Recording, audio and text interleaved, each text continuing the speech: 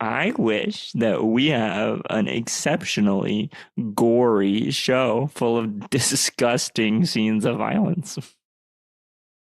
I wish that we have some characters who have a dynamic with each other that's fun to see. You just want to see them playing around together. Yeah, and I hope we have some bad characters who do Yeah. bad things, Yeah. dislikable.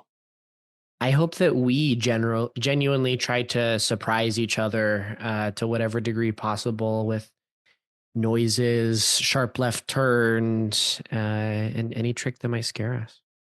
I hope you're trained. I hope that we establish that we either clearly establish the like physical rules of the slasher or we don't care about it. But I hope that we don't waffle too much trying to figure that out. I hope that we like notice the things that were laid down earlier in the plot, and then we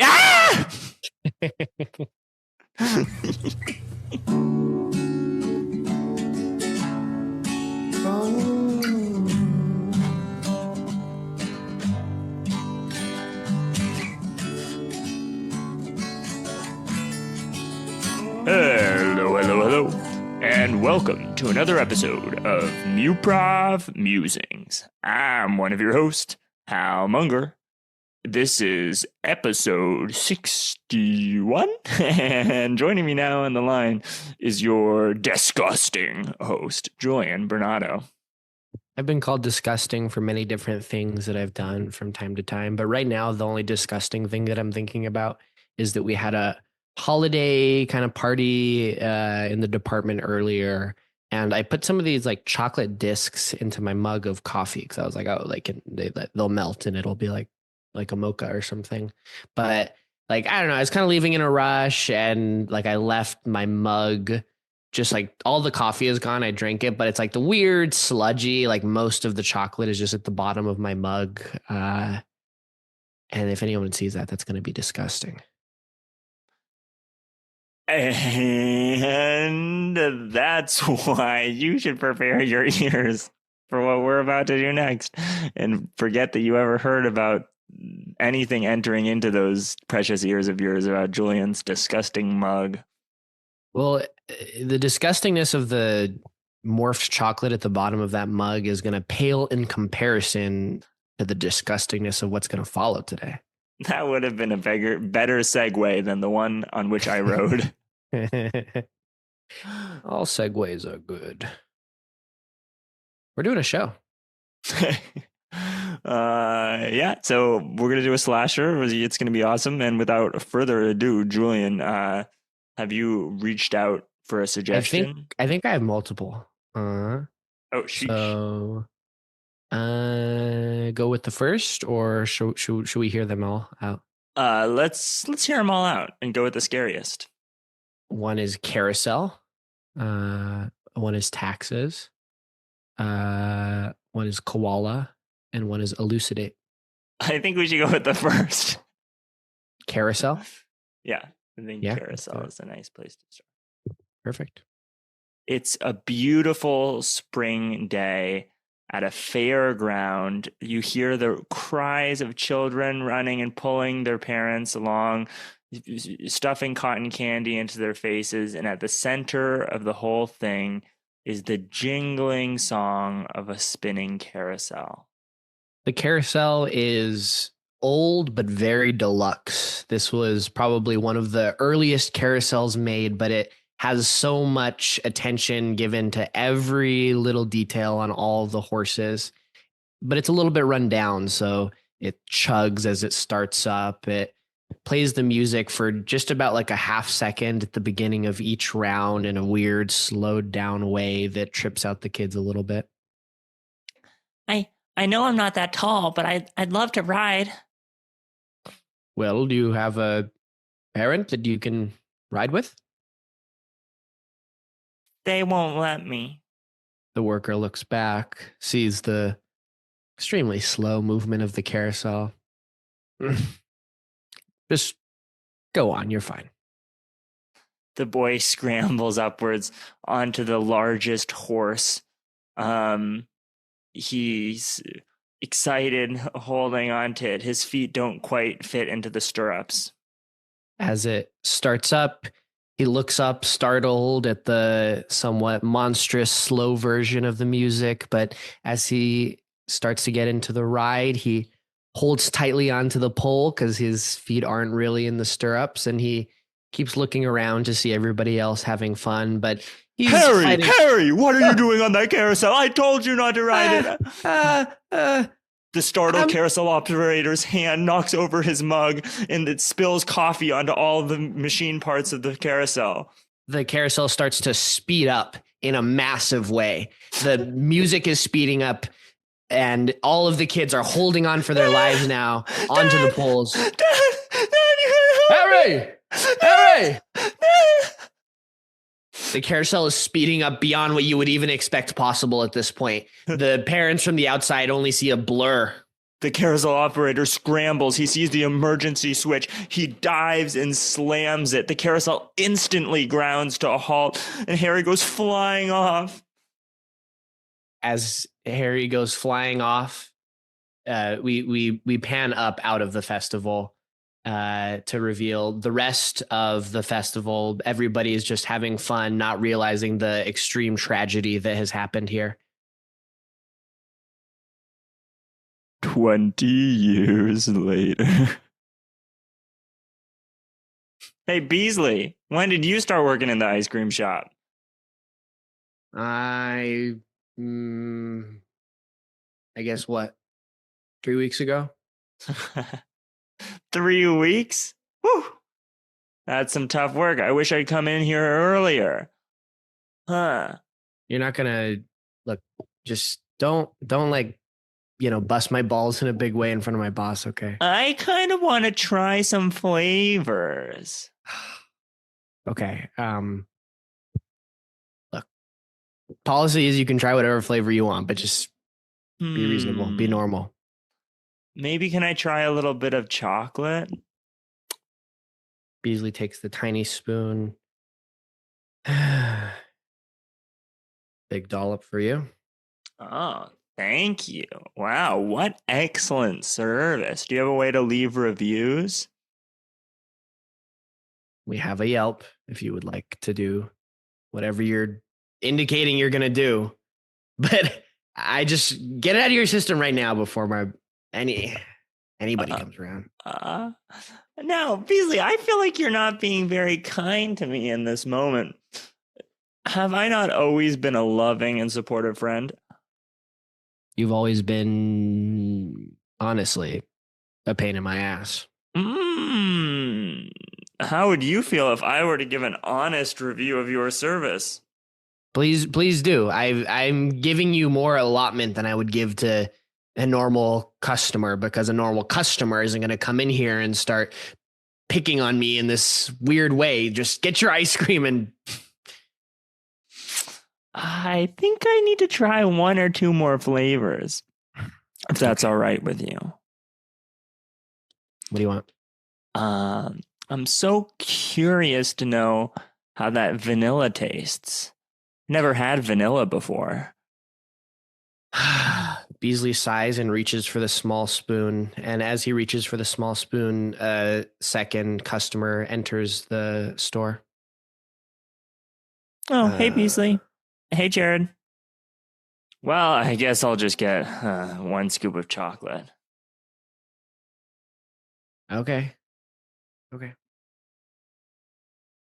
Are you happy? You got lucky. Sorry? Said you got lucky. Jared walks out. Whoa, what was that about? Jared, I mean, I kind of covered for him in a sort of big way last week. What sort of way? I mean, I told him that he could say that he was spending the night at my place. And when his parents asked my parents. I told my parents that he was going to come. Basically, I lied on his behalf. Tangi looks shocked. She stands up on her tiptoes over the counter. He spent the night somewhere? Yeah, I mean, I guess that's the conceit of it. Yeah, he was somewhere that was not home and was not my place. You think he was, you know, like, No. what do you mean no? Why would anyone spend the night somewhere if they weren't, you know, if Well, you it's Jared. It's Jared. but Right? he didn't say at all anything of I get so skeeved out when I even try to talk to Jared. It's like, I don't know. I know he wasn't doing that because I've never seen that guy have any look other than stern, kind of pissed off on his face. I don't know. I think he's kind of cute. No, Jared. Yeah, a lot of people are into him. I mean, maybe. I don't know why else you would. It's the Yeah. jacket, or at least the way he holds it. A jacket? Yeah, See, okay, this is the kind of thing I do not get about you. You're constantly saying that people are amazing, beautiful, different, all off of some little feature that they're like wearing or something. How can a jacket make someone hot? Couldn't anyone just wear that jacket? Well, if I was as blind to people's outfits as you are, then maybe I would. Uh, or that came out wrong, but you know what I mean. It's just not the No, kind of thing you no. pay attention to. I just don't know. I just don't know what's important like that. Like, I don't know. It's only Well, I think you're awful cute too, Beasley. If that makes you feel any better, you're. can I get a strawberry ice cream? Yeah. Whatever. Just spare me the pity. Okay, and let me know if you hear any more about what Jared was doing that night. Yeah, sure. Bye. Ding. No, don't get that. It's gonna look terrible on you. No, what? Look, it's cool. It's nice. Just trust me, okay? It's gonna look terrible. Mm-hmm. Once you get in the water, it's gonna bunch up. Besides, you don't have those quads for it. Okay. Well, what about this one? I mean, it's longer. It will cover up my disgusting quads, I guess. Your quads aren't disgusting. You just, if you're going to be putting the focus towards them, you want to be doing more squats. Anyway, those make you look like a nun. Or like, what's the male version of a nun? Like a monk? Yeah. Okay. Why don't you just go with the normal kind that everyone else wears? I don't. It's not. It's not becoming. I don't know. I feel like you've been giving me all this stuff about like not really like paying attention to clothes or whatever, and I feel like if I, like wear something cool to this pool party, it's gonna, I don't know, maybe make me look different or whatever. It's like you said that like Jared would maybe look cooler if like he does look cool because he has like a jacket. And so like maybe if I had something that was cool like Jared's jacket, but like just for trunks, then it would be like the same thing where some people would think that maybe I'm cool because of the trunks.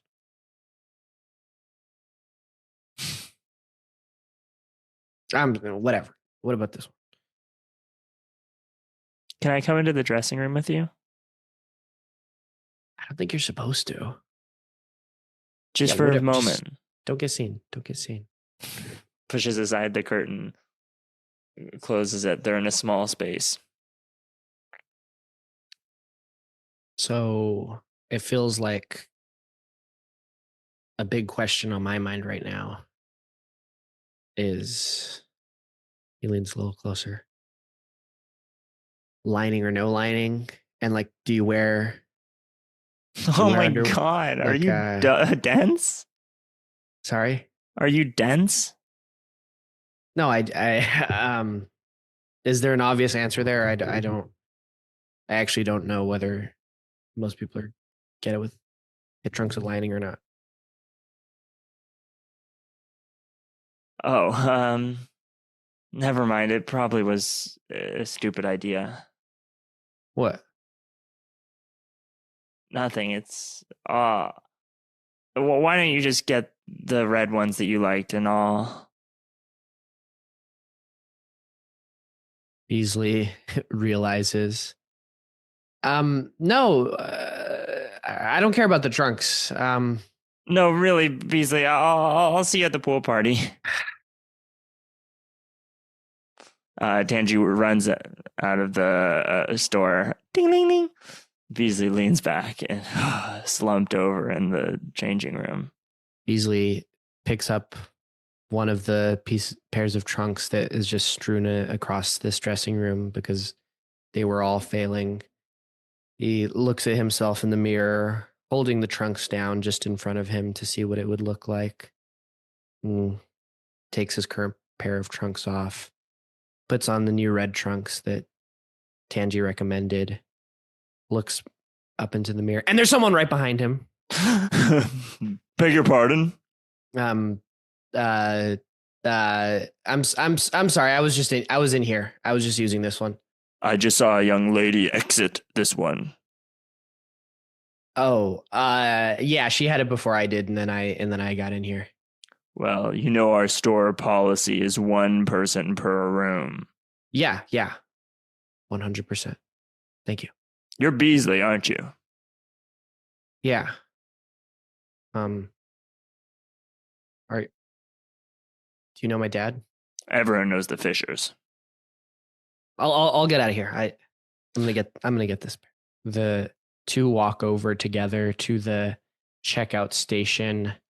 A long walk and an odd walk that you never really do with your cashier. You get to the checkout station.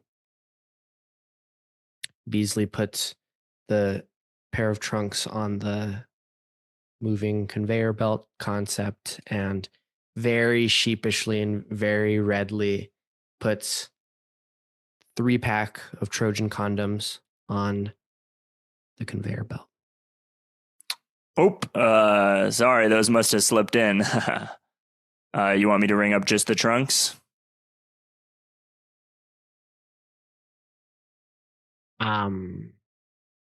I mean, if it just slipped in, that's fine. I'll just get it, I guess. Get out of my store, you lousy pervert. No. So, I didn't mean any, like, no, I don't want that. It just and like never come back to these dressing rooms. Beasley skitters out. No trunks. In the dusty corner of the fairground, Jared walks in, looks both ways. He pulls back the corner of a flap on the edge of a tent that leads to an old storeroom with some circus mats lying on the ground. There's a small mirror in the corner. He turns on the light and adjusts his hair a little bit, straightens his jacket, and nervously waits for someone to enter. Hello. He turns around and they embrace. Oh, every time you leave, I get so worried that you're not going to come back this next time. They hug tight. You don't have to fear that around me. You don't know how happy I am to have someone who can be out there, right? Of course. I brought you some ice cream. I know how much you like that. Where? It's over in the corner by the mirror. The ragged-looking other fellow hustles over to the corner, pops open the ice cream, and starts eating it head first.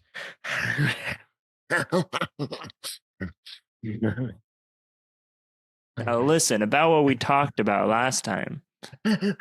Mm-hmm. I'm still a little short. The frantic, joyous ice cream licking stops for a moment. The ragged man turns over to look at Jared. I mean, you keep on dangling everything in front of me. Give me 1 week and 1 week test trial. That goes fine. We're good. I won't bring it up again.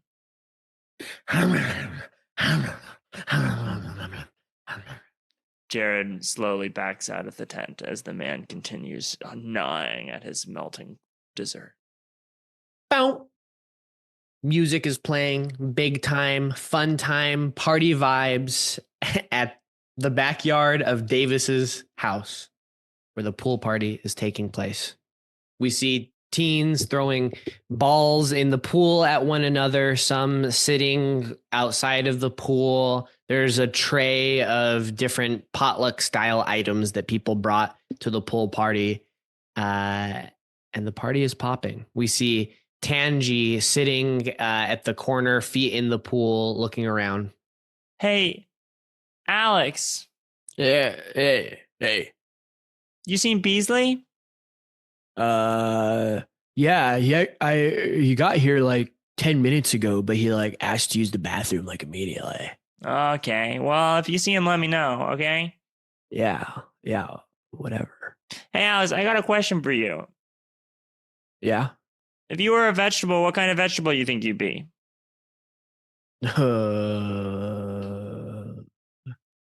I mean, I don't know. I'm like Alex, so like an apple maybe or something. Apples aren't vegetables, Alex.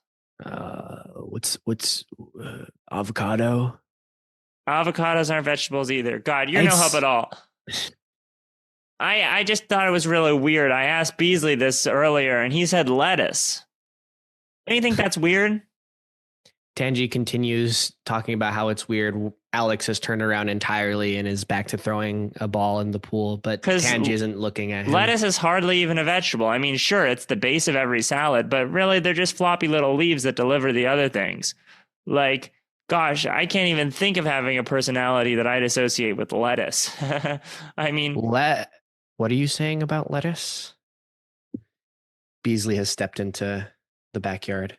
oh, hey, Beasley. We were just talking about your lettuce thing. Oh, have you changed your opinion about it? No, I still think it's a weird vegetable. Tangi looks down and sees that Beasley is wearing basketball shorts. No, I guess you're not coming in the pool. Oh, no, I still plan to, or I think that this is a fine substitute. They don't have lining, right? So um, how have you been? Come here. He leans down. I followed Jared. What? You followed him? Yeah, I followed him. What do you mean? Like, I went with Marcia. We sort of drove at a distance behind him. jeez. She was using her mom's car. Okay, so what? Is he like hooking up with someone? I think so. Where? Who? The fairground. What? He's hooking up with someone at the fairground? Yeah. I mean, it's not open yet, so, you know. Oh, I guess you think that someone has like an empty house or something, but I guess the fairground makes sense. Well, he went in there looking one way and he sort of came out looking a little rumpled. Oh. like hair messed up and Mm-hmm. oh my gosh, Jared. I mean, I guess it's like you say, people think he's like hot or something, but he's always just seemed a little bit serious to me. Anyway, that was all I wanted to tell you. Oh, yeah. Hey, Beasley, we need you for the fourth in our volleyball thing. I guess I see you around here. See you around. Okay, Beasley. Beasley walks off to play volleyball, and Tangi looks over, sees Alex throwing the football in the pool, looks up, sees the sun starting to set. Hey, Alex, can you watch my stuff for a second? Yeah, yeah, I'm gonna go yeah. use the bathroom. Oh, She walks into the house. As she steps through the door, her feet make small puddles on the ground wherever they step. She looks back guiltily and giggles. she steps into the long hallway in which the bathroom exists. Uh, Continues stepping on the hardwood floor. You can hear the splashy sound every time that she steps, and she walks down further, slightly forgetting which one was the bathroom. um, hmm. God, I know it was one of these. I wish Marcia was here. She can always tell which drawer is whatever. And hmm, this might be it. She opens the door to see a entirely dark room. She can't exactly tell what this is, but she can probably tell it's not the bathroom. She steps in to the room, and her wet step is now absorbed by a long shag carpet. Whoa, that's soft. She feels around on the walls until she finds a light switch. Can I get you anything?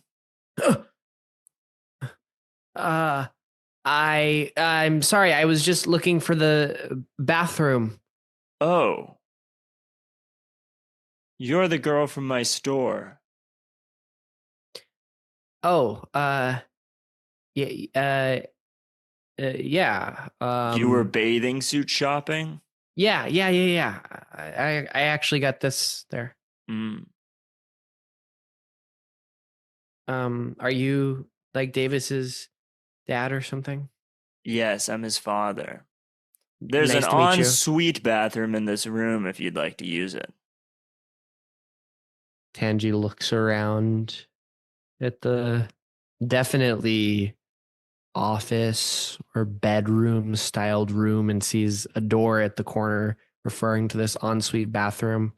She kind of just wants to go to the normal bathroom, but uh yeah, okay. Um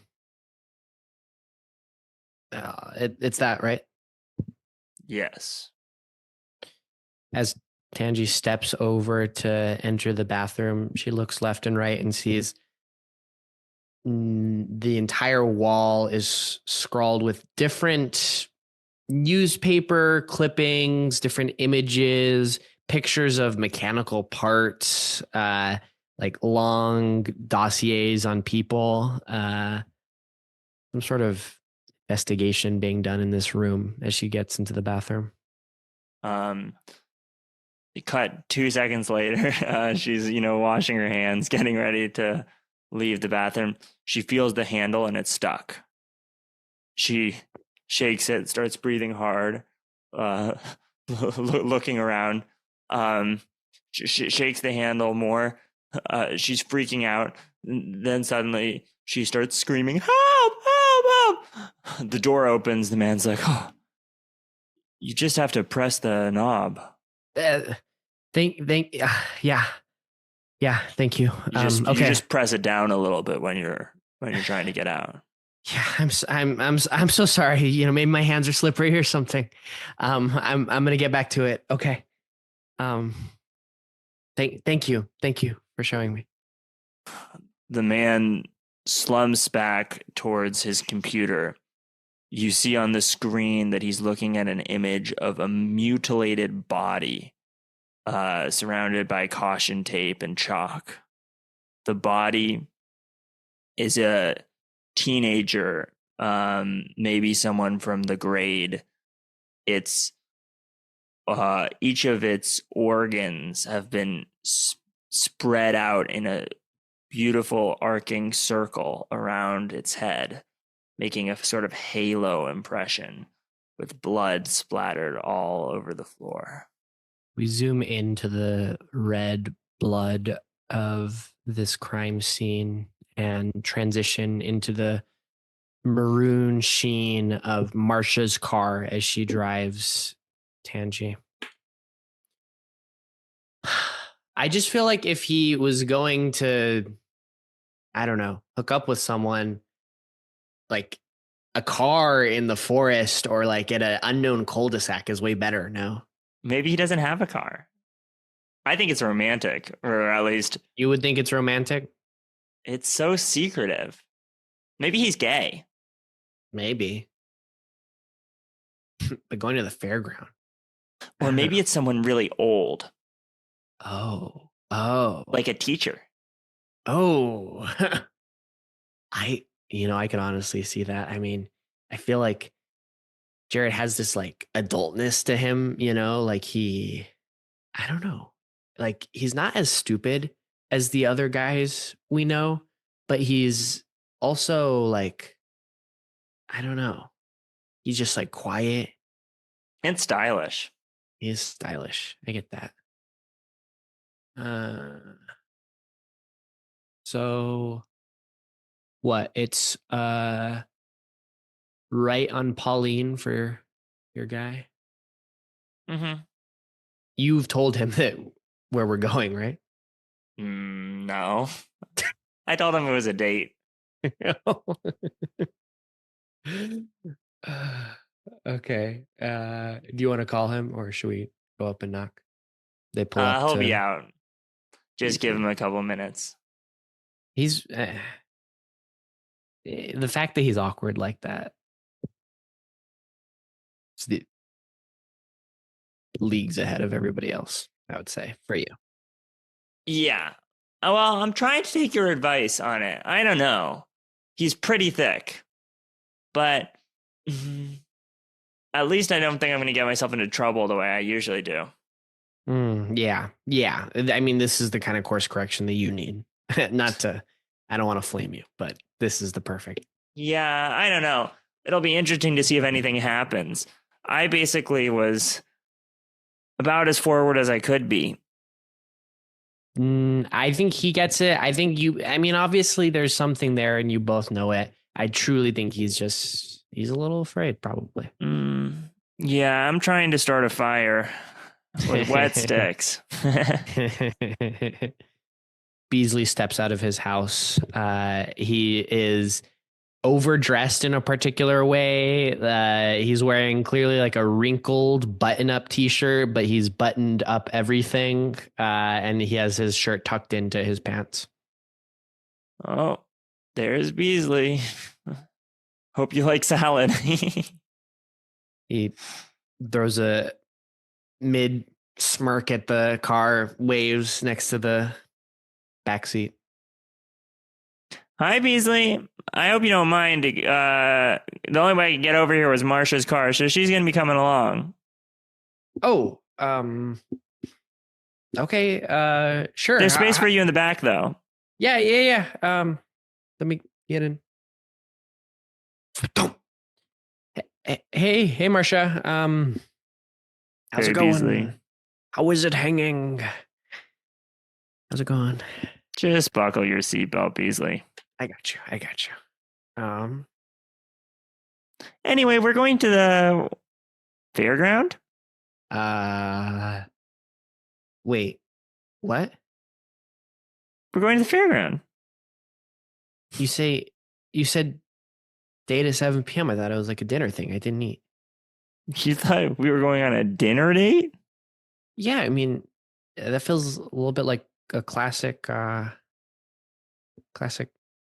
thing for someone like not from when, the 1960s? Yeah, sure. Okay, sure. Fairgrounds. We can stop by McDonald's on the way if you want. Sure. Yeah, whatever. I think there is actually something over by the fairgrounds next block over. Well, but what are we doing at the fairgrounds, right? The fair doesn't start up until. You want to tell him? Okay. We're spying. No. Oh, this Jared stuff. Don't you want to know? Anyway, we can't really, go in there. What if there is something? So we figured that you could just go take a peek. Wait, me? Yeah, you're big and strong. Besides, you're weird. If there is some interaction, you can just say that you were looking for something. I just feel like if it's something he's doing in the fairgrounds secretly, that it's like some bad stuff. Like I just feel like it might be a little too dangerous if we like get involved in that. I told you we should have asked Alex. No. I mean, we could always go over there. No. I got this. Chill. I mean, it would be helpful to have the muscle. No. No. He's 2 blocks over. I don't know if it's worth going out of the way. Well, we could at least go ring by. Alex sucks. All right, he's gonna be he's gonna make an issue where there's no issue. And he's not gonna keep the secret for sure. Whatever happens, because what if it is a big secret that we find out? We probably got to keep it secret too for Jared. Okay, Beasley. Marcia pulls up in front of a house, shoots a text. What are we sorry, are we picking someone up? Why don't you just tell him to meet us there? We cut to Beasley grumbling. He has a French fry container in one of his hands and is stuffing French fries in his mouth as he slowly walks towards the old tent. The other 2 are back up in the car, looking out the window through a pair of binoculars. Beasley has his AirPod Pros in with their microphone, walkie-talkie style. He's on a phone call with the other 2 in the car, and as he's walking over, he says, like, this is the one that he goes in for sure. Yeah, it's the one, or at least it's the one that we saw. Same time. Beasley's standing right in front of the tent, looks it up and down. It has the classic red and white pinstripe. Beasley! You gotta stop that chewing. It's so obnoxious. We can hear every molecule. I didn't eat before this, is what I said. Maybe I'll just leave these outside, though. Just for, it'll be weird to bring them in. He props them against the edge of the tent. That's the whole reason we're on call. If anything weird starts to happen,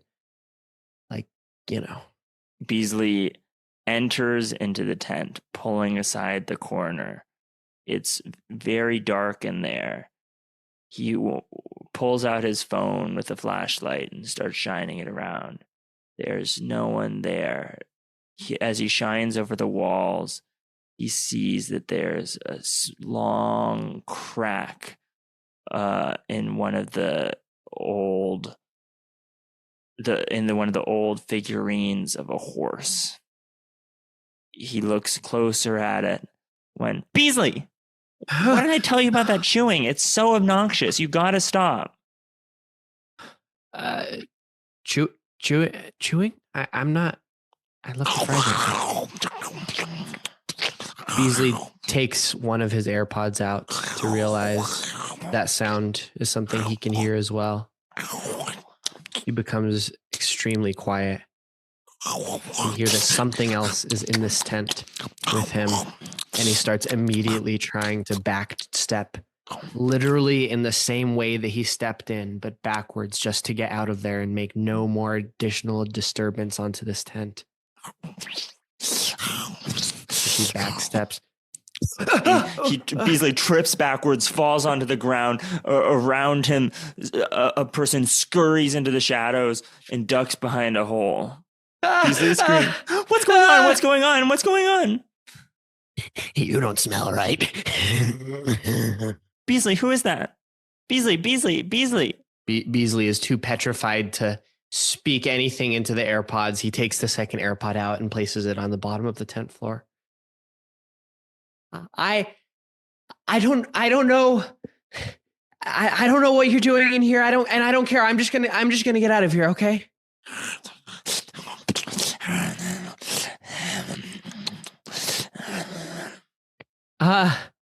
I'm just I'm just leaving.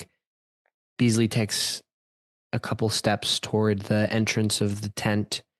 He sees on the floor there is a entirely empty McDonald's fry box. Um okay, bye. Beasley starts hustling his way, running out away from the tent once he steps outside, back to the car. Oh my God, he's running. Here, unlock the door. Unlock the door. Guys, like go or move or something. Like go. Oh my God, we were worried about you when you went radio silent in there. Fuck, I left my AirPods in there. But fuck, we can't go back though. Oh, Jesus. I want more. Huh. Do you hear that? The call is still going. I want more. Please, more. Please, more. The voice gets louder. The movement of the tongue in the mouth starts to become very loud until the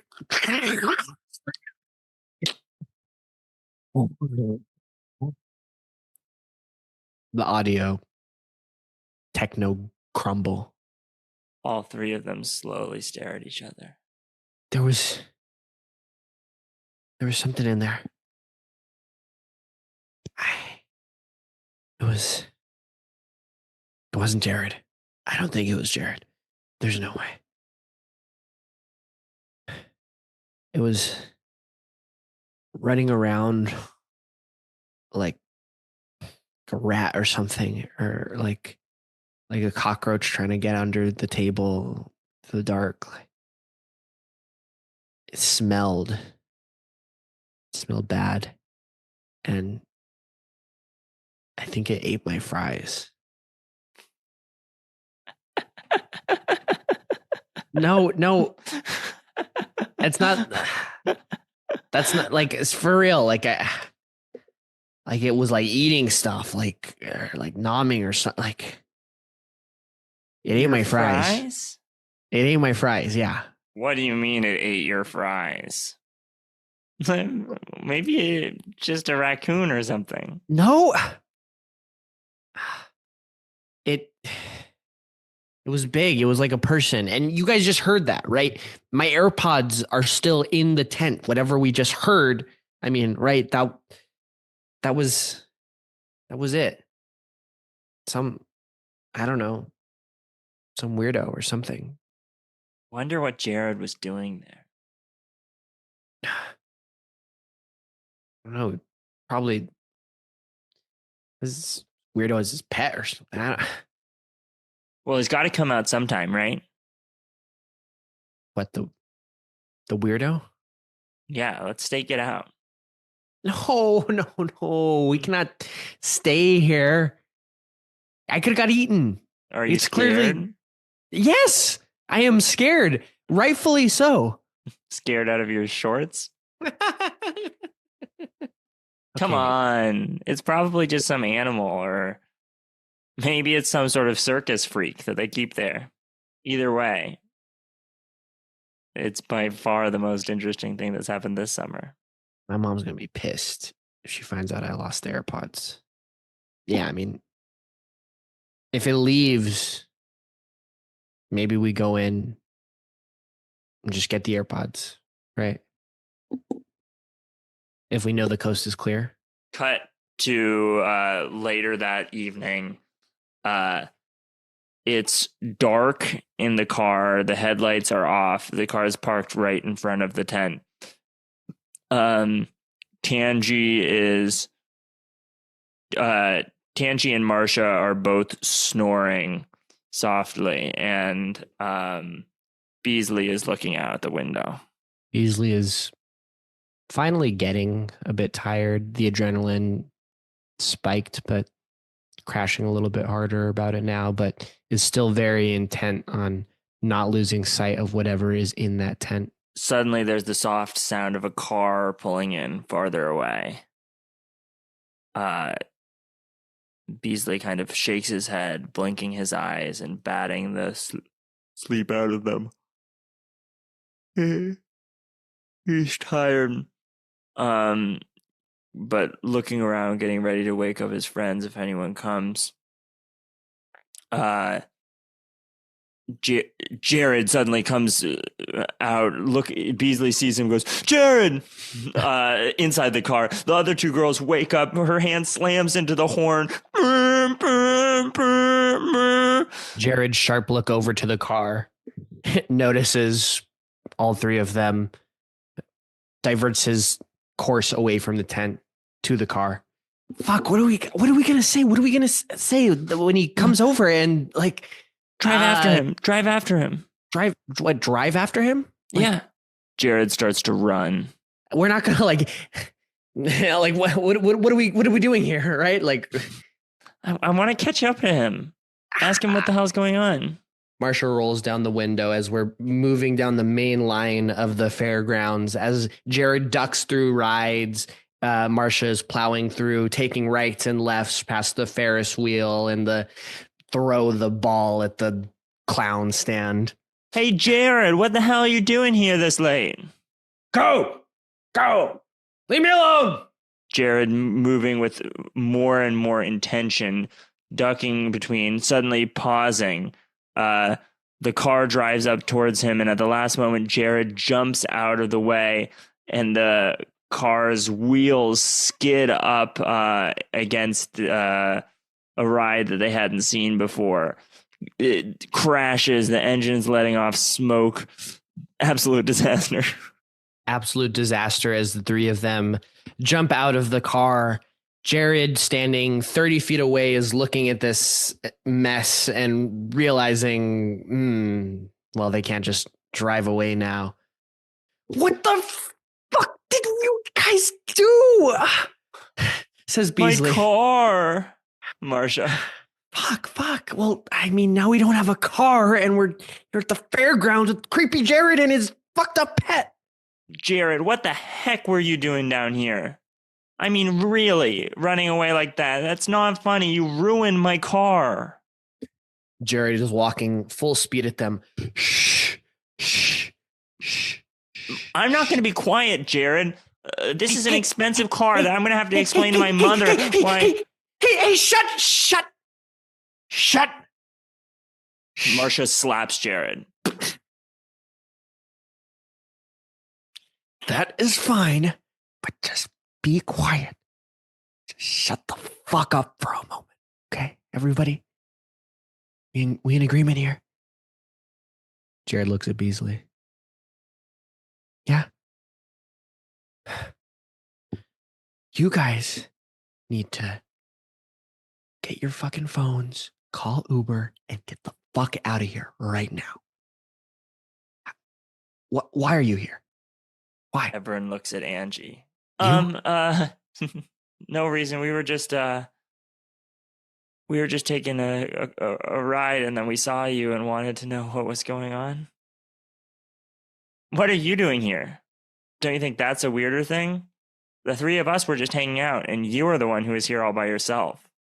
What's so secret that you wouldn't want us to know about it, huh? There's some shit going on here that is just... Jared looks down at the floor. That's what? Jared's nerves and fast tapping slowly come to a bit of a rest. He mutters under his breath, salvageable. I'm sorry for freaking out on you guys. Let me get you a place to sit, some water. We'll talk to some water. Look at my car. Yeah. I'm not leaving her. You're not leaving your car? Maybe there's something I can do. Alex was supposed to come. He's really good at this kind of thing. Let's push the car. The four of them get in front of the hood and slowly start pushing the car back. It's creaking every single time. Suddenly, the car stops on something. It won't go. They're pushing harder and harder.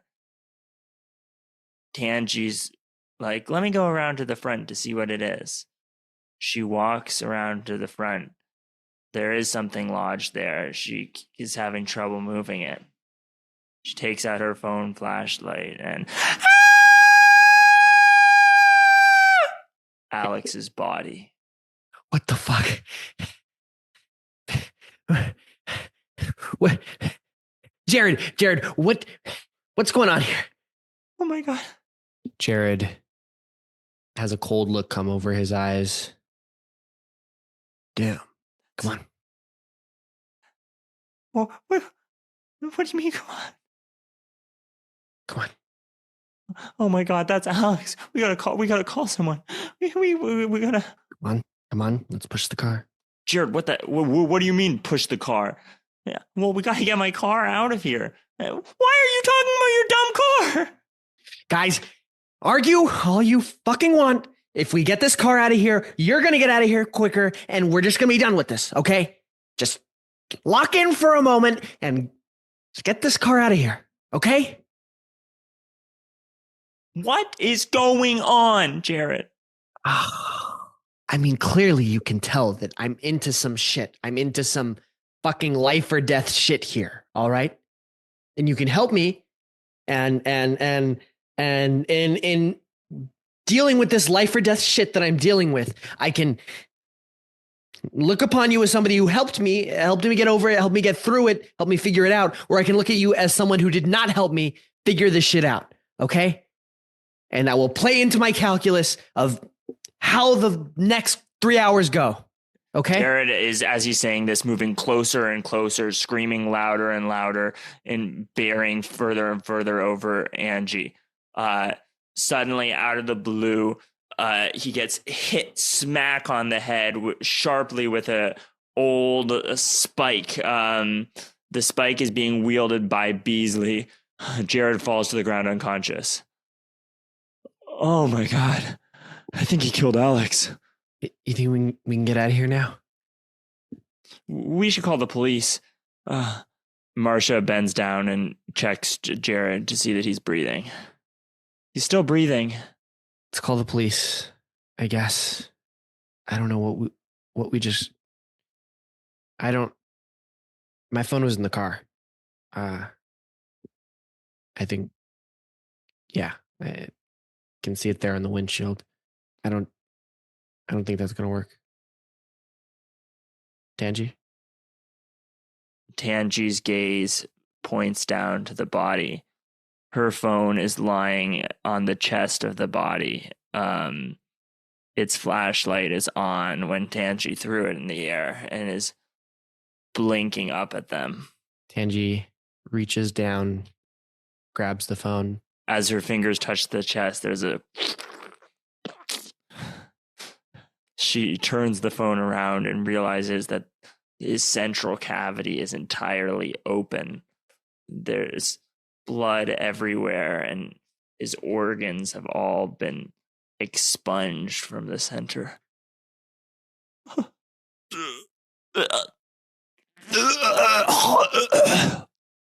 Tanji vomits and jumps back. Phone falls back into the body. We're not using that one. We can't use that. Marcia, get your phone. We'll call it and we'll just get out of here, okay? She takes out her phone. All of a sudden, it rings. Caller ID unknown. Yeah, whatever. Just take it. Call the police after. She swipes. Hello?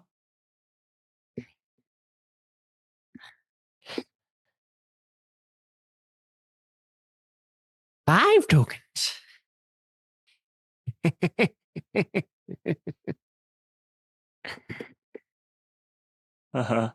Who is this? 5 tokens. Jared?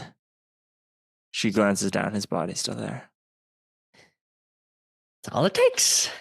That's all it takes. Just come over. Sorry, I think you have the wrong number. No, I don't have anything wrong now. It's all pretty clear to me. I really think that this is the wrong number. I'm so sorry. She hangs up. Who was that? I guess wrong. Yeah, wrong. Wrong number, probably. Yeah. Let me just call 911. Wait, don't call 911. What? We're looking at 2 dead bodies right now, or whatever. I just hit him with a spike. Oh my god. Oh my god. I can't believe I did that. I mean, it's like self-defense, right? I don't know how any of that works. I mean, I think he's still alive. I just don't think if we call the cops that they're going to help us figure this out. I think we're going to get in trouble. I guess my fingerprints are kind of on Alex. I mean, okay. Guys, the car is not working. I guess. Jared, check his keys. Does he have keys for a car? Pockets. I'm not doing that again. I'll do it. Marcia bends over, reaches into Jared's pocket. She pulls out a note. Weird. The note has 9 line items on it, all that have been ticked off except for one. Ice cream, potato chips, gummy bears, Mac and cheese, gummy worms, sour gummy worms, Skittles. and then there's a burger at the bottom. Well, that's not keys. I guess it's just a walking concept. We're just going to walk. We're just going to get out of here. The party slowly starts walking in the direction of the exit, passing by some of the other games, when all of a sudden they notice that a light is on in the arcade. Oh, hey, look, someone's here. No. Someone like a Jared, someone like a fucking weirdo or something. Jared's back in the car. We should ask them for help. It's probably just the night guard. I mean, sure. All right. It's just Beasley, you should go. Me again. You're the strongest. That's why we brought you.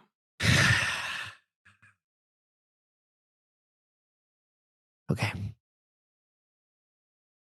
Beasley steps into the arcade.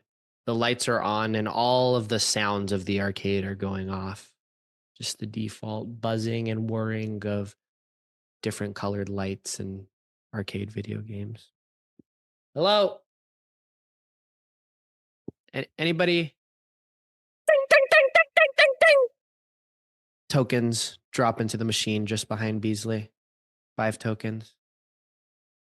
Beasley reaches down and grabs the tokens. As Beasley looks at the tokens, he sees a face on it. Looks like Jared's face.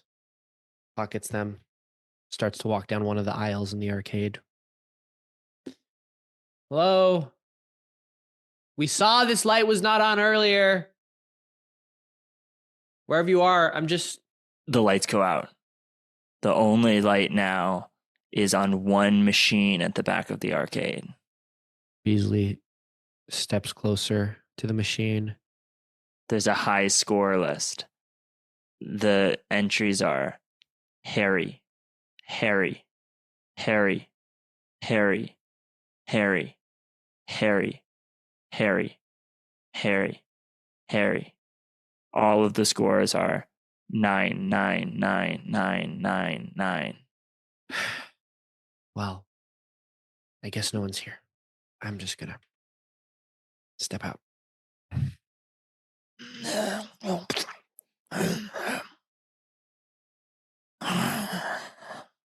Beasley starts to step back to where he came from through the darkness, away from the light of the arcade screen. But the gnarling, gnashing sound makes him afraid. He steps a bit closer to the light where he can see. Suddenly, he feels something warm and wet on his hand. He leaps forward and spins around. There's no one there. He looks down. He sees the shadow and the periphery of the light is closing in to be tighter and tighter very slowly around the arcade machine. Carnival Adventure. The Carnival Adventure is a wild ride. Beasley is still on the ground facing away from the machine. He hears the tokens go in and the machine start to start. See how well you can do to get your horse to be the first across the finish line. I love this game. I'm sorry to anybody. I just want to go home. I'm out of tokens. Do you have a token I could use?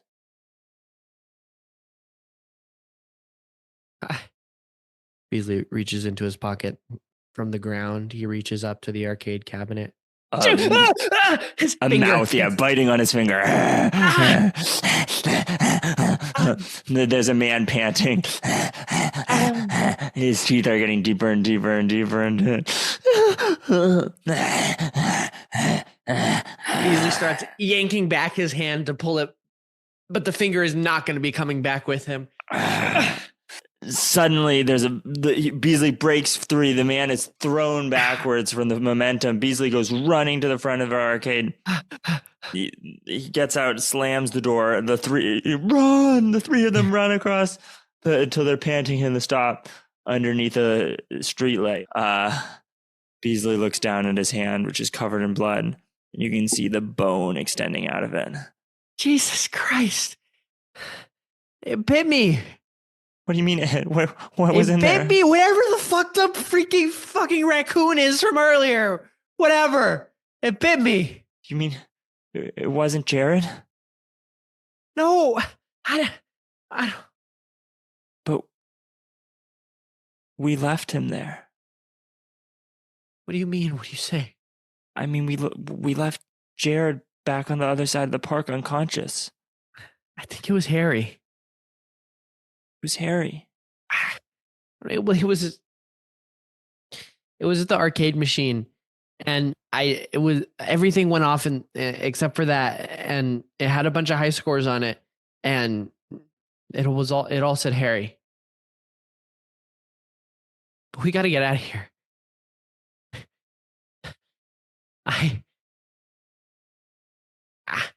I need to be like in a hospital or something, right? I mean, come on, look at this. We can't leave. We can't leave Jared. What do you mean we can't leave Jared? Jared is part of this. He knows, he brought us here.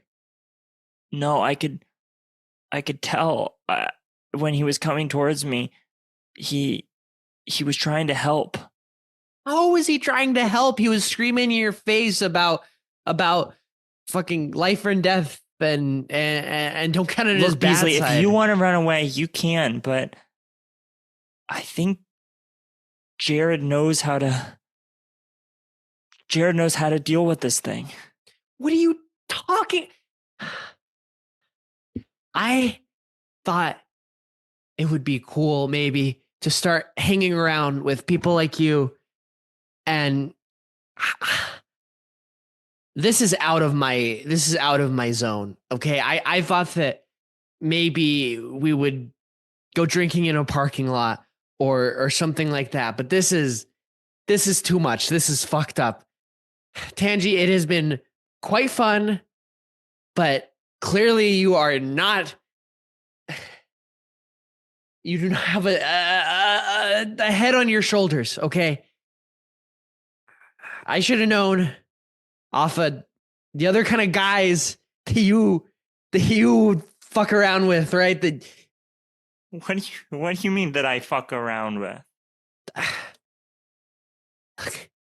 People know, all right. You used to date fucking Victor and that whole crew. I, I'm not. I'm not risky advent. Yeah, I'm not. I'm not like that. I'm not a risk taker. I don't do all that stuff. So that's what you think of me, huh? Okay, Beasley. Where do you head out? Go run home to your mom, I guess. I'll go run home to a hospital because you clearly don't understand. My freaking hand is all bit up.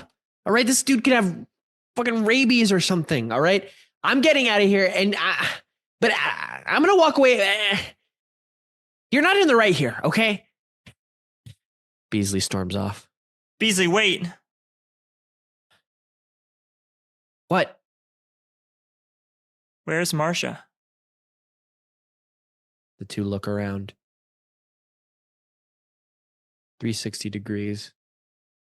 None of Marcia in sight. Marcia?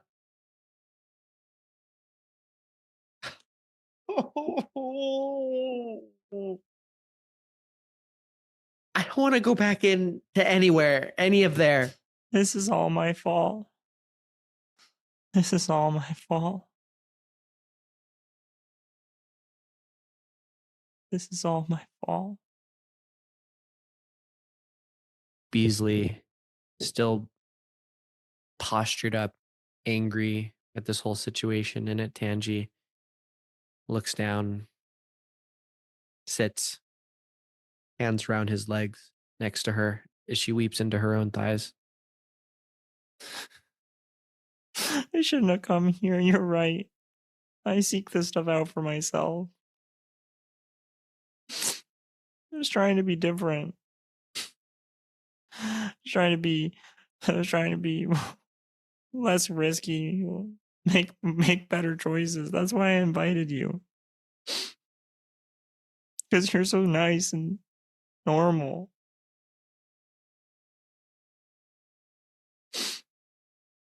But it always ends up the same.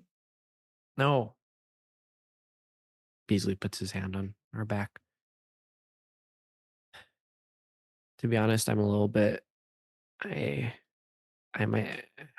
got too mad. I get a little mad like that because I'm just a freaking dweeb compared to the I don't know other kind of guys around, and I have had so much fun hanging out with you and talking with you, but I feel like a dweeb every time because you are just a lot cooler. And I don't know, maybe sometimes it feels like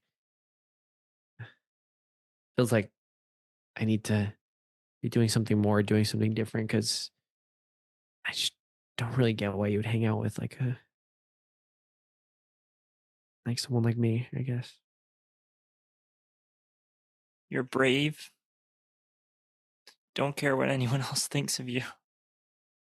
I mean, you're sitting here with me after everything that's happened.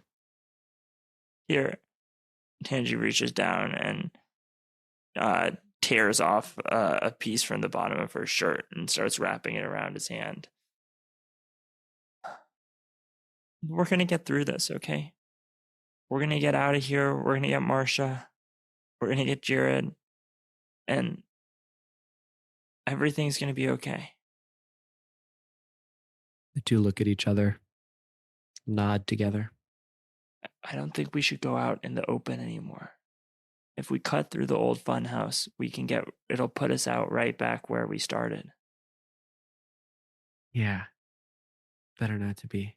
My phone is in Alex. We can call the cops and wake up Jared and everything will be okay. Okay. All right. Let's just get there. Get the phone, make the call. Get out of here, okay? The two step up to the old fun house. They duck in. Beasley starts walking forward when he suddenly feels Tangi's hand in his. Beasley? Yeah. He turns around and she stands up on her tiptoes and kisses his lips. They pause for a second. and then kiss.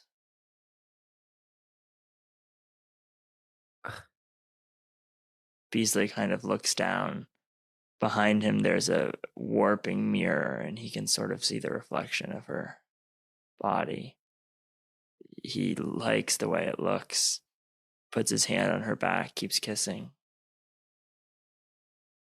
Suddenly, he sees in the reflection a slight light behind him. He starts going, What? That right there. What? They spin around. There's nothing there. No, you're not looking at it right. It's on that mirror, so it must be coming from Giant distorted smile. She falls back from the distorted smile scare. What? I'm sorry. I didn't mean to drop you or anything. No, it's fine. Look at the ceiling. There's a scary old clown mask. It's just part of the wall. You can't freak me out like that. I guess these light up as you keep walking through. Okay. Let's just get out of here. The two step through the fun house. There's a wavy bridge that shakes when you walk on it. A wheel that's spinning that you have to crawl through. And finally they come out in the mirror corridor. It's a giant maze of what looks like triangles. They try to step forward and poof, they bump into the glass. The floor has a foggy overlay as though a fog machine has suddenly turned on. Okay, I guess. Beasley keeps tapping what he expects to be free air and coming upon mirrors. They slowly make their way through the maze, inching along, trying not to bump into walls. They brush Beasley in almost completing the maze, brushes up against one of the mirrors and feels ice cold. He turns to Tanya and tries to grab her hand, and his hand bumps into glass. Same as before, frantically looking around. Beasley, where are you? Tanya's spinning. She sees Beasley's on all sides of her, yet each one of them, when she touches it, is glass. I'm right here. What? Can you see me? I can see you. It must be picking up your reflection from one of the other corridors. Can you see me? Yeah, I can see you. The two are looking at each other. Beasley is looking directly at a mirror and seeing a full body portrait of Tanji. I guess follow my voice, or Beasley is frantically trying to make enough noise that Tanji hears and does not notice that the fog from below is getting a little higher and a little higher. Tanji, just follow my, come this way. Beasley hears some light movement. Tanji? I just thought I felt something. I think we may have gotten close again. Oh. I think you might be behind me. Beasley reaches out. He feels a hand, a soft female hand that's a little cold, and grabs it. The hand slowly starts to rise up from above the smoke. You see a wrist, and then you see a mouth and blood everywhere as Harry's head rises up with Marsha's hand in his mouth.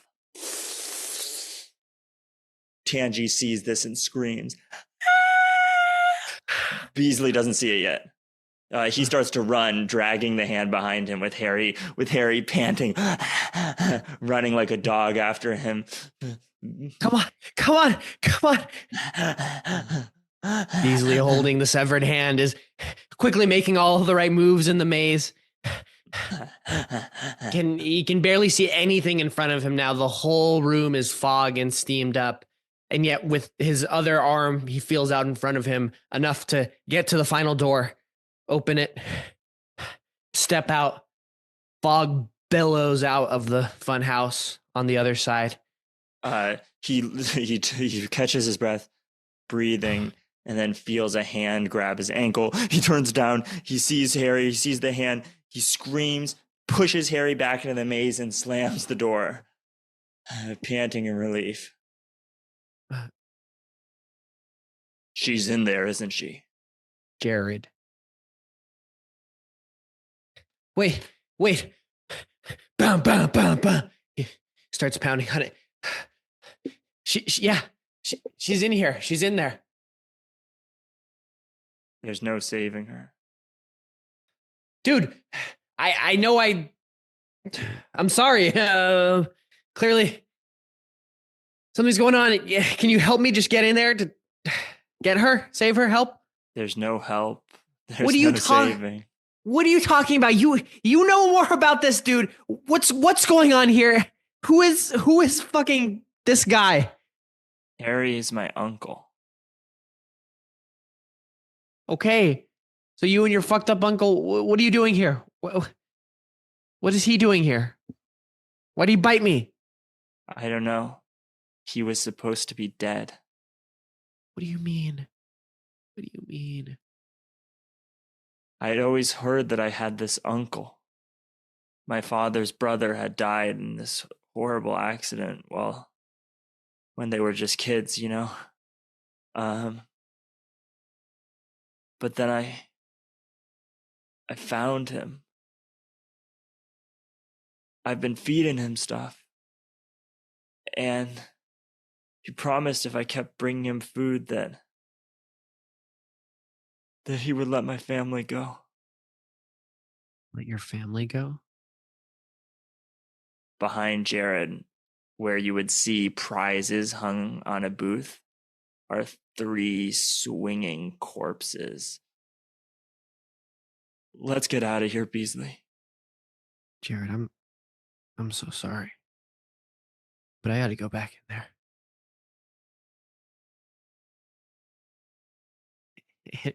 And it would help a hell of a lot for you to come in there with me. I'm not gonna make you. Look, you clearly have some shit with this guy. But I gotta get back to Angie. I made an ass of myself earlier. I yelled at her. I'm not living here without her. I'll come. The two start walking around the fairgrounds. We cut to various shots of them picking little tiny objects off of various carnival stands. They take a ball from the throw a ball at a clown station. They take a mallet from whack-a-mole. They take rings from ring toss. And they start to head toward the big red and white pinstriped tent out from which a light is coming. He's going to be really full. Yeah. So I don't think he'll have eaten her yet. He's just what, like, put her in the fridge, ready for later? No. He has this thing that he does if he's not ready. But,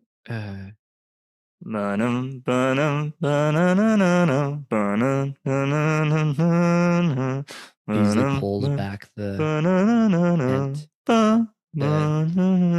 See light billowing out now of the big red and white tent. Harry is nowhere to be seen at the moment, but we see spinning around in some sort of physically made mechanical station. Kanji, mouth totally duct taped, tied up.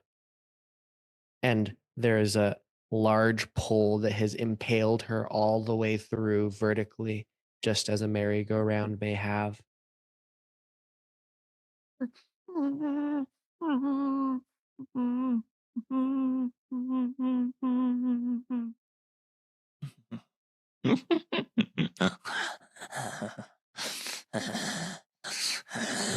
Beasley runs forward, disregarding everything to get by her side.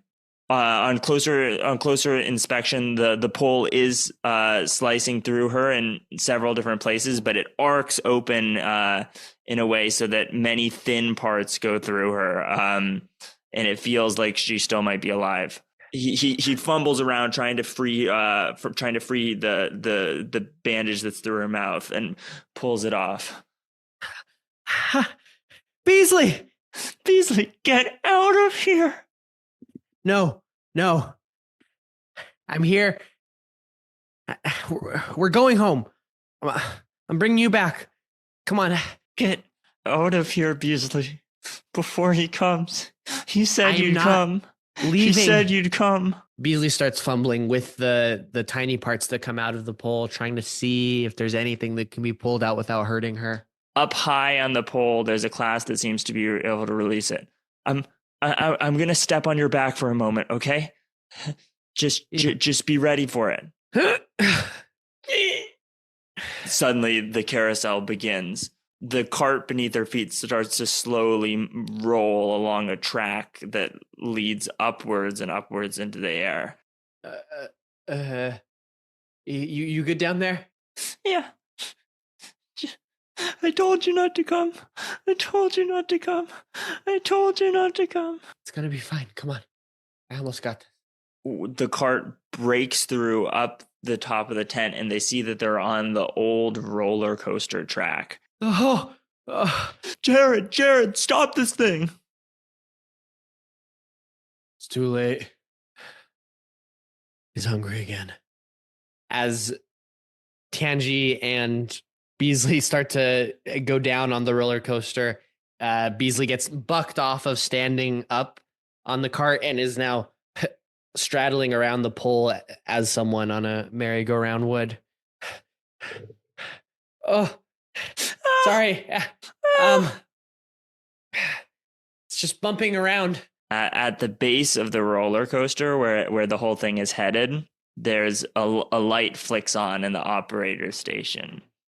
You see some hands move towards a cup of coffee. And please keep all hands and feet within the cart at all times. Are we in understanding? We had a deal, Harry. Oh, deal. This wasn't part of the deal. Let them go. Oh, it looks so fun. It looks so fun from down here. Jared, you ever think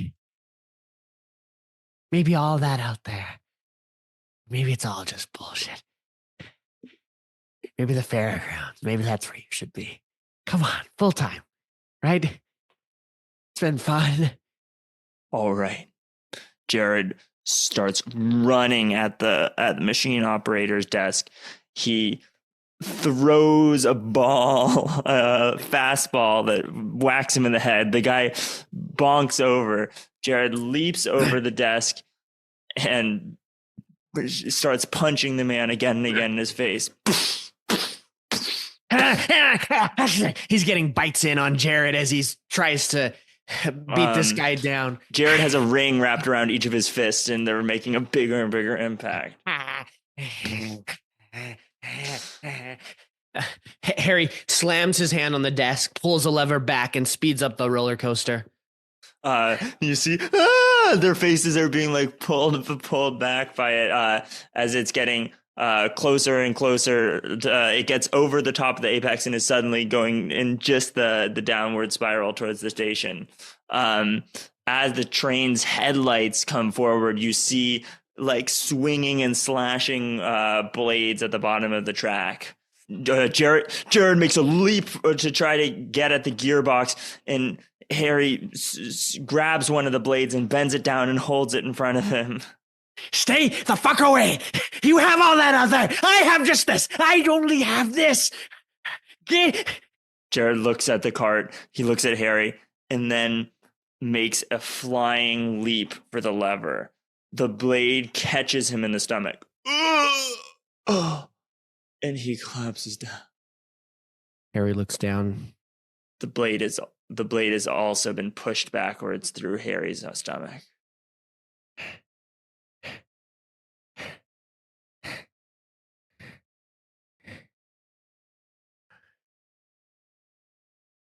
Sneaky bastard. Jared raises his hand with the mallet and slams down the button to stop the ride.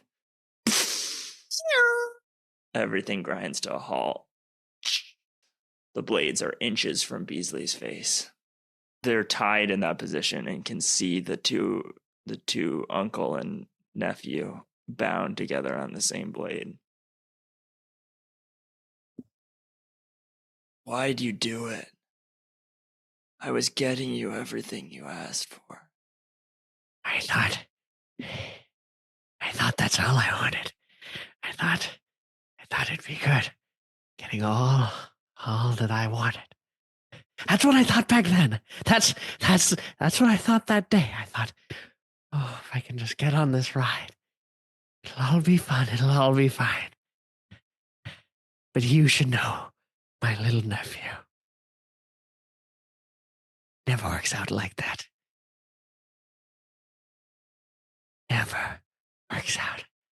Beasley jumps off to Angie. How are you doing? I gotta get some. I'm not doing well. I gotta get out of here. You gotta get help.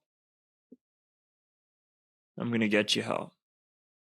Beasley reaches in the pocket of Harry. Functioning iPhone. Beep, beep, boop, boop, boop, boop, boop, boop, boop. Hello. I'm at the DeAngelis Fairgrounds. There's been something really bad that happened here. We need ambulance and police, probably. People are dead. And that's our show. All right. Well, delightful. Any comments before we end the show? There was something, I forget. We started laughing in the middle sometime. It was fun. That's all I gotta say. Yeah. Some goof. Delightful. All right. Well, there you have it. That was our slasher. Next week, we're going to try to come back at you with a slasher that maybe is going to be a little less traditional, less focused on the sort of blood and gore of it all, and more just on the slasher structure. Thank you so much for listening to our tale. This has been Muprov Musings.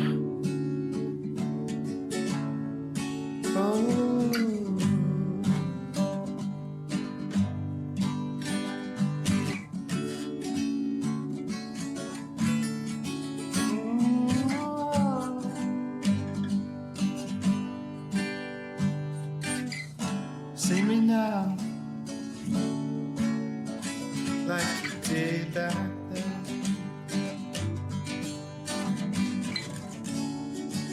See me now, I should thought you cared. All these times they're changing.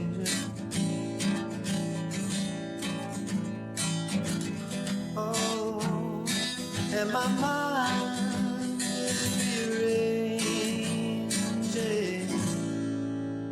Can't you see me now?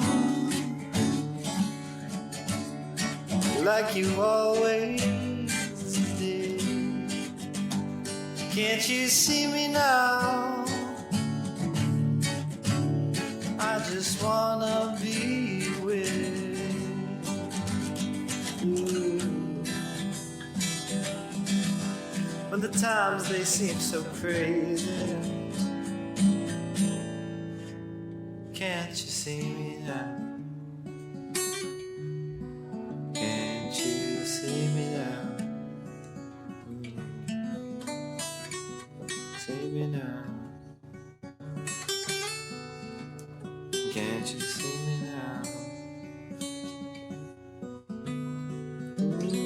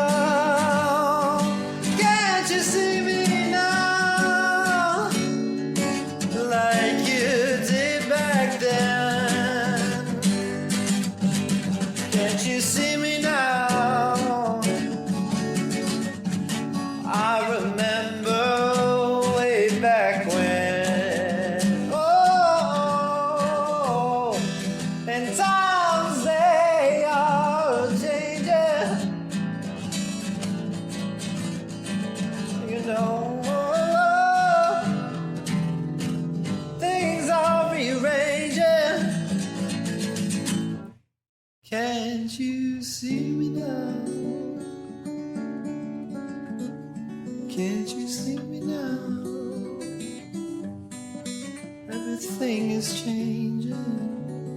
Can't you see me now? Can't you see me now?